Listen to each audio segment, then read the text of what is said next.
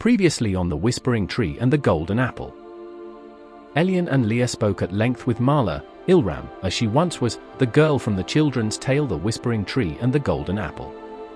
In a quiet voice, she shared the prophecy the Whispering Tree had spoken to her thousands of years ago, words carried through time like roots beneath the earth.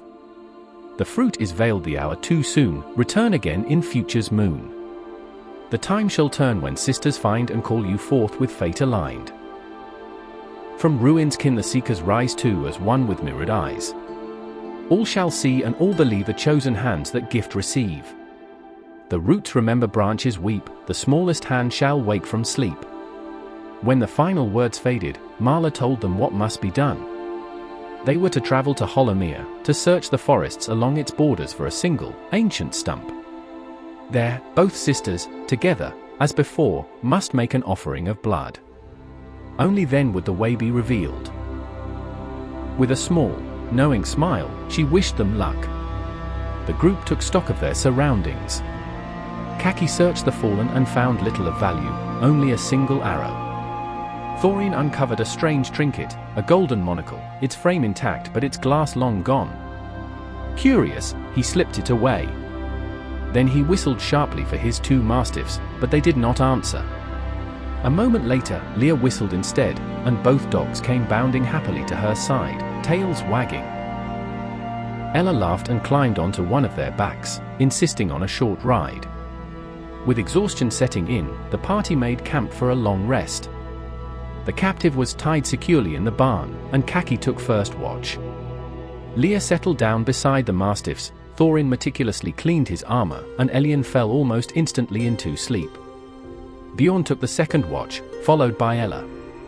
It was during Ella's watch that the captive stirred and began shouting for help. Kaki responded swiftly. One solid blow to the head sent the prisoner back into unconsciousness. At dawn, the group set out toward Elmridge. As they neared the town's outskirts, Leah froze. In the distance, faint but unmistakable, she heard screaming. Ella was sent ahead to scout. From the shadows, Ella saw 5 of Lord Ravenshade's men, off-duty, drunk, and armed, harassing several young girls. No town guards were in sight.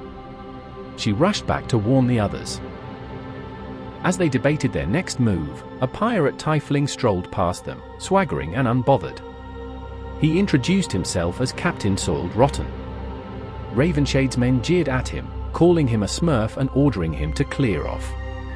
Captain Soiled refused. The fight began. Thorin and Ella charged in, loosing arrows as they ran. Bjorn shifted into a wolf and sprinted headlong into the fray. Kaki took to the air, raining fire down upon 2 of the men. Though Captain Soiled was caught in the blast as well. Crossbow bolts flew. One struck Bjorn. Leah returned fire, her arrow burying itself in Captain Soiled's side, leaving him grievously wounded. Ella vanished into the long grass, bow drawn, waiting for the perfect moment. Kaki crashed down into the center of the fight. Seizing the chaos, Captain Soiled threw sand into one man's eyes and bolted. He passed Thorin on the way, and the dwarf, stoic and unimpressed, sneered and called him a pussy before turning back to the battle. Thorin swung his great jeweled warhammer, missing completely. Elien fired his crossbow and struck Bjorn by accident.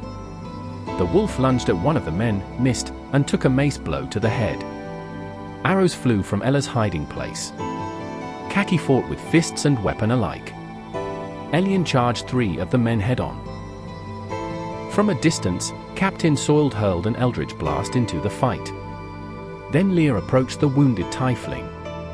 Calmly, she asked for her arrow back. She placed a finger gently over his lips and whispered, "Shush," as she slowly pulled the arrow free, healing him even as she did. Ella's next shot struck true, killing one of the men outright. Elien endured blow after blow before cutting down one of his attackers. Bjorn surged forward and tore into another's throat. Kaki attempted to slice at an enemy's ankles, missed, lost his grip, and the spinning weapon flew across the battlefield, killing another man by pure accident. Elien came up behind the leader and drove his blade through the man's chest. Leah ended it with an arrow straight through the eye. Silence followed. Kaki asked the question hanging in the air. Could Captain Soil be trusted? Should they kill him? Uncertain, they chose restraint and turned instead to looting. But when Thorin returned to retrieve the mastiffs, horror struck, they were gone. So was the captive.